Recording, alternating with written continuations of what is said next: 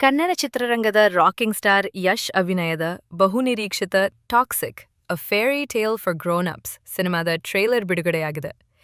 ಈ ಭವ್ಯ trailer launch ಸಮಾರಂಭದಲ್ಲಿ ಮಾತನಾಡಿದ ಸಿನಿಮಾದ ನಿರ್ದೇಶಕಿ ಗೀತು ಮೋಹನ್ ದಾಸ್, ನಟ ಯಶ್ ಅವರ ಬಗ್ಗೆ ಅತ್ಯಂತ ಭಾವುಕರಾಗಿ ಮಾತನಾಡಿದ್ದು, ಅವರೊಂದಿಗೆ ಕೆಲಸ ಮಾಡಿದ ಅನುಭವವನ್ನ ಹಂಚಿಕೊಂಡಿದ್ದಾರೆ. ಕಾರ್ಯಕ್ರಮದಲ್ಲಿ ಮಾತನಾಡಿದ ಗೀತು ಮೋಹನ್ ದಾಸ್, ಯಶ್ ಅವರ ಕೊಡುಗೆಯನ್ನ ಸ್ಮರಿಸುತ್ತಾ, ನಿಮ್ಮೆಲ್ಲರಿಗೂ ಟ್ರೇಲರ್ನಲ್ಲಿ ಯಶ್ ಹೇಗೆ ಕಾಣಿಸುತ್ತಾರೆ ಎಂಬುದು ಈಗಾಗಲೇ ತಿಳಿದಿದೆ. ಆದರೆ ನನಗೆ ಯಶ್ ಎಂದರೆ ಕೇವಲ ಒಬ್ಬ ಸ್ಟಾರ್, ನಿರ್ಮಾಪಕ, ಅದ್ಭುತ ನಟ ಅಥವಾ ಸಹ ಬರಹಗಾರ ಮಾತ್ರವಲ್ಲ. ಯಶ್ ಅಂದರೆ ನನಗೊಂದು ಆಳವಾದ ಭಾವನೆ. ಈ ಸಿನಿಮಾದ ನಂತರ ನನ್ನ ವೃತ್ತಿಜೀವನ ಎತ್ತ ಸಾಗಲಿದೆ ಎಂಬುದು ನನಗೆ ತಿಳಿದಿಲ್ಲ, ಆದರೆ ನನ್ನ ಜೀವನದಲ್ಲಿ ಯಶ್ ಅವರ ನೆನಪು ಯಾವಾಗ್ಲೂ ಜೊತೆಗಿರುತ್ತೆ. ನನ್ನ ಮೇಲೆ ನಂಬಿಕೆ ಇಟ್ಟು ಈ ದೊಡ್ಡ ಸವಾಲನ್ನ ನಿಭಾಯಿಸುವ ಅವಕಾಶ ನೀಡಿದ್ದಕ್ಕಾಗಿ ನಾನು ಅವರಿಗೆ ಎಂದಿಗೂ ಋಣಿಯಾಗಿರುತ್ತೇನೆ ಎಂದು ಭಾವುಕರಾಗಿ ಹೇಳಿದರು.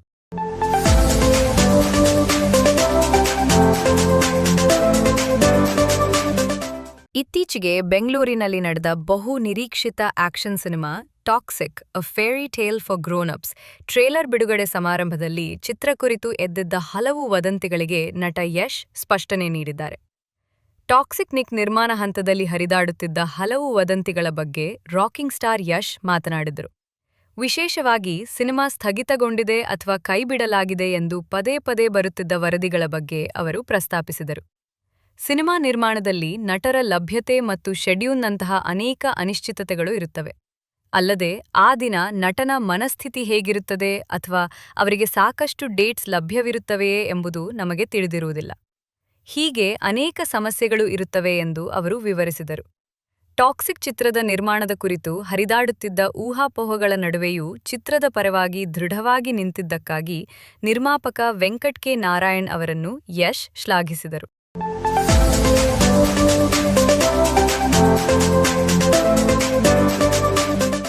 ಮಹತ್ವದ ಬೆಳವಣಿಗೆಯೊಂದರಲ್ಲಿ ರೇಣುಕಾಸ್ವಾಮಿ ಕೊಲೆ ಪ್ರಕರಣಕ್ಕೆ ಸಂಬಂಧಿಸಿದಂತೆ A14 ಆರೋಪಿ ಪ್ರದೋಷ್ನನ್ನು ಮಾಫಿ ಸಾಕ್ಷಿಯಾಗಿ ಪರಿಗಣಿಸಲು 59ನೇ ಸಿಸಿಎಚ್ ನ್ಯಾಯಾಲಯ ಸಮ್ಮತಿ ನೀಡಿದೆ. ಈ ಹಿಂದೆ ಪ್ರದೋಷ್ ಮಾಫಿ ಸಾಕ್ಷಿಯಾಗಲು ಪ್ರಾಸಿಕ್ಯೂಷನ್ ಒಪ್ಪಿಗೆ ನೀಡಿತ್ತು, ಆದರೆ ದರ್ಶನ್ ಪರ ವಕೀಲರು ಇದನ್ನು ವಿರೋಧಿಸಿದ್ದರು. ಇದೀಗ ನ್ಯಾಯಾಲಯವೇ ಪ್ರದೋಷ್ ಮಾಫಿ ಸಾಕ್ಷಿ ಅರ್ಜಿ ಪುರಸ್ಕರಿಸಿದೆ. ಇತ್ತೀಚೆಗೆ ರೇಣುಕಾಸ್ವಾಮಿ ಕೊಲೆ ಪ್ರಕರಣದಲ್ಲಿ ತಾವು ಮಾಫಿ ಸಾಕ್ಷಿಯಾಗಲು ಸಿದ್ಧ ಎಂದು ಈ ಪ್ರಕರಣದ A14 ಆರೋಪಿಯಾಗಿರುವ ಪ್ರದೋಷ್ ನ್ಯಾಯಾಲಯಕ್ಕೆ ಅರ್ಜಿ ಸಲ್ಲಿಸಿದ್ದರು. ಆ ದಿನ ನಡೆದ ಇಡೀ ಘಟನೆಯನ್ನು ಹೇಳಲು ಸಿದ್ಧ ಎಂದು ಪ್ರದೋಷ್ ಸ್ಪಷ್ಟಪಡಿಸಿದ್ದರು. ರೇಣುಕಾಸ್ವಾಮಿ ಹತ್ಯೆ ನಡೆದ ದಿನ ತಾನು ಆತನ ಮೇಲೆ ಹಲ್ಲೆ ಮಾಡದಂತೆ ದರ್ಶನ್ ಅವರನ್ನು ತಡೆಯಲು ಪ್ರಯತ್ನಿಸಿದ್ದಾಗಿ ಪ್ರದೋಷ್ ಹೇಳಿಕೊಂಡಿದ್ದರು.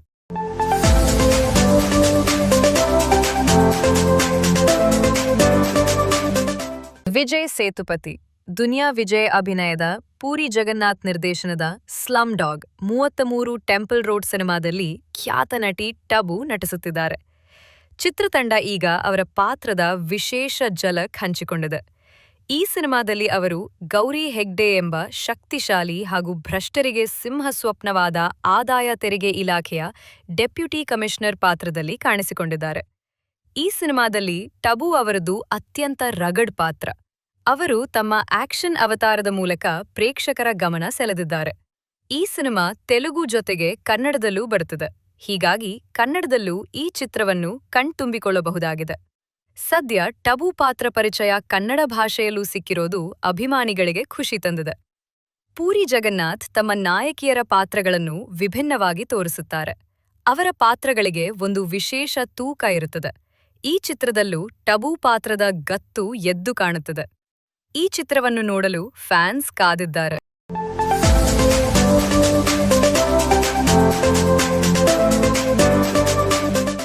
ಕಿರುತೆರೆಯ ಬಹುನಿರೀಕ್ಷಿತ reality show Bigg Boss Kannada season 13 ಶುರುವಾಗಲು ಕೌಂಟ್ಡೌನ್ ಶುರುವಾಗಿದೆ.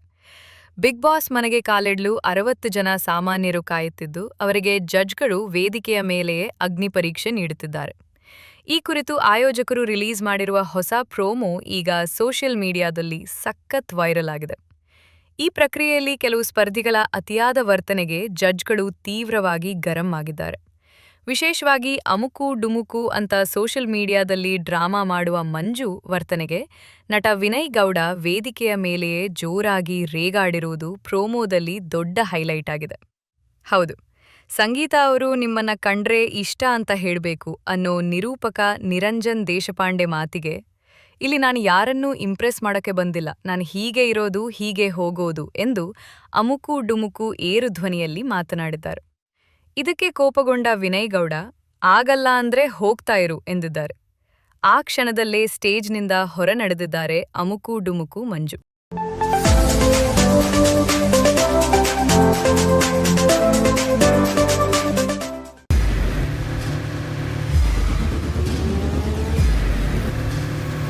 ಪ್ರಜಾಮಾರ್ಗ ನ್ಯೂಸ್, ಇದು ಜನಸಾಮಾನ್ಯರ ಧ್ವನಿ. ನಮಸ್ಕಾರ. ನೀವು ನೋಡ್ತಾ ಇದ್ದೀರಾ ಪ್ರಜಾಮಾರ್ಗ ನ್ಯೂಸ್. ರಾಷ್ಟ್ರದ ರಾಜ್ಯದ ರಾಜಕೀಯದ ಬಗ್ಗೆ ಹೆಚ್ಚಿನ ಸಿನಿಮಾ ಅಪ್ಡೇಟ್ಗಳಿಗಾಗಿ ಫಸ್ಟ್ ಲೈಕ್ ಮಾಡಿ, ಸಬ್ಸ್ಕ್ರೈಬ್ ಆಗಿ, ಹಾಗೆ ಫಾಲೋ ಕೂಡ ಮಾಡಬೇಕು.